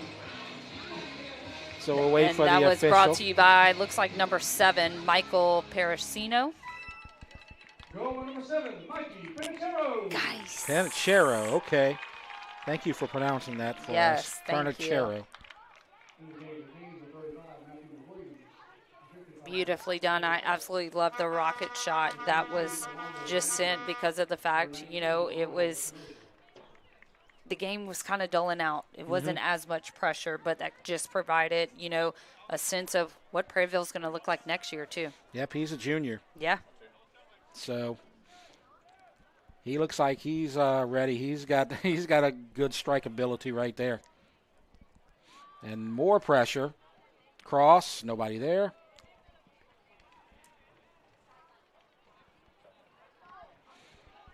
And so you're going to have on the boys and girls side, in the first 2 years, as you get another opportunity taken away, in the first 2 years of Prairieville High School, you're going to have both programs make at least one quarterfinal appearance. Yeah, and I'm just looking on LHSAA.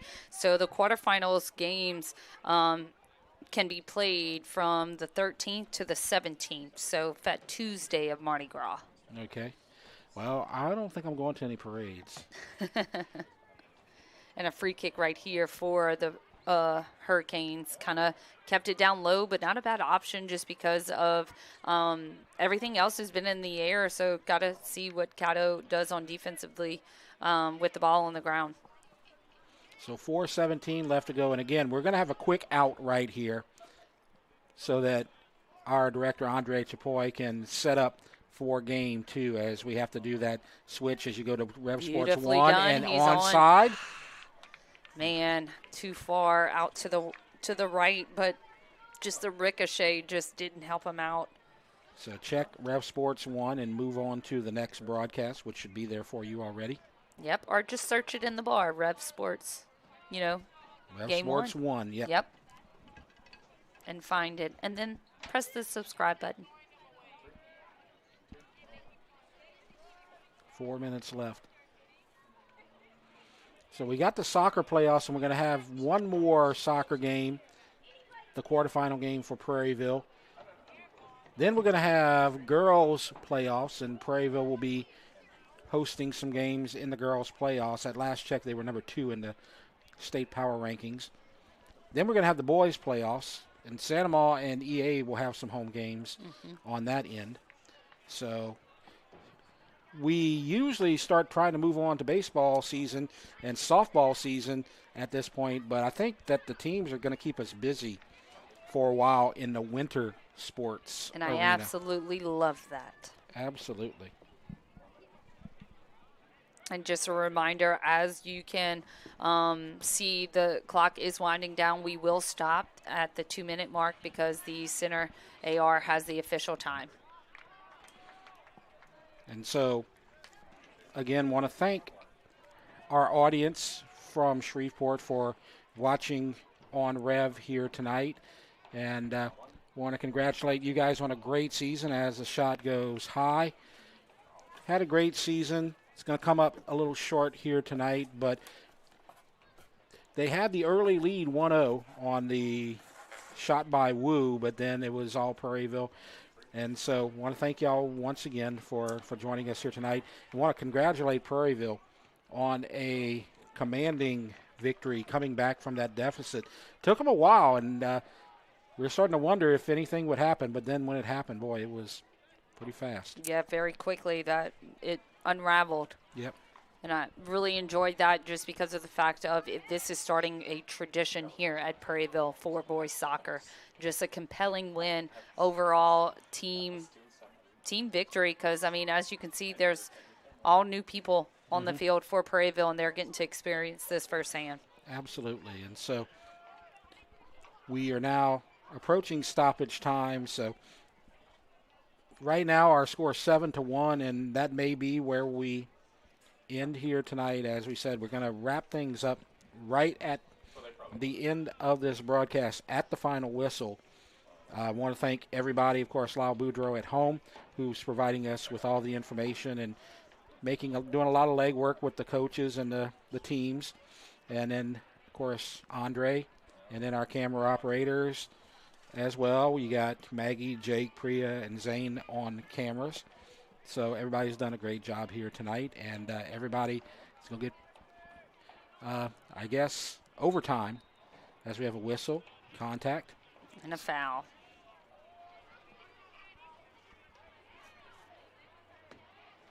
And again, thanks to Coach Garcia for always saying yes when we need information and a broadcast.